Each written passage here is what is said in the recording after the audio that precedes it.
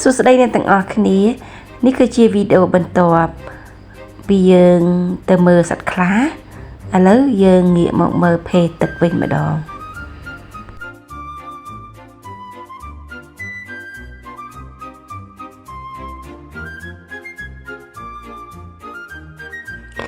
ភេទនេះផងដែរយើងបានមើលនៅលើស្លាកបញ្ជាក់ថាជាប្រភេទភេទខ្លួនរលោងហើយភេទខ្លួនរលោងនេះគឺជាប្រភេទភេទមួយដែលមានមាឌធំជាងគេនៅក្នុងតំបន់អាស៊ីដែលពួកគេត្រូវបានបន្សាំខ្លួននិងថែរក្សានៅក្នុងសួនសត្វពួកវាត្រូវការរៀបចំលក្ខណៈរស់នៅយ៉ាងពិសេសសម្រាប់បន្សាំខ្លួនហើយចំពោះរបបអាហាររបស់ពួកវាគឺត្រី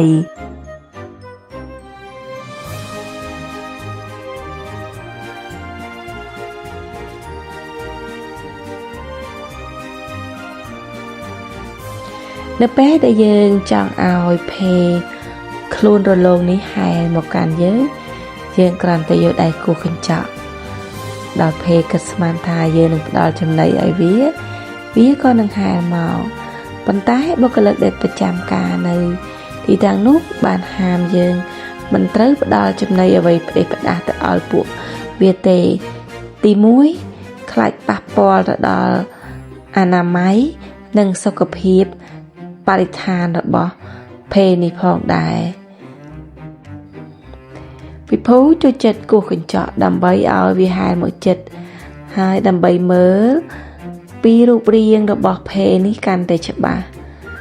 នៅពេលដែលគាត់បានឃើញភេទមកចិត្តអារម្មណ៍របស់គាត់ពិតជាសប្បាយរីករាយមែនទែនវាគឺជាបទពិសោធន៍លើកទី1សម្រាប់កូនទាំង3នាក់របស់ខ្ញុំដែលបានឃើញសត្វភេទប្រភេទនេះដែលមានវត្តមាននៅសួនសត្វ Aquarium អង្គរខេត្តសៀមរាបកូនទាំង3នាក់ក៏បញ្ចប់ការទស្សនាសត្វភេទទឹកឬក៏យើងអាចហៅថាភេទខ្លួនរលោងអរគុណអ្នកទាំងអស់គ្នាដែលបានទស្សនាវីដេអូមួយនេះដល់ចំណុចនេះជម្រាបលាជួបគ្នានៅវីដេអូក្រោយ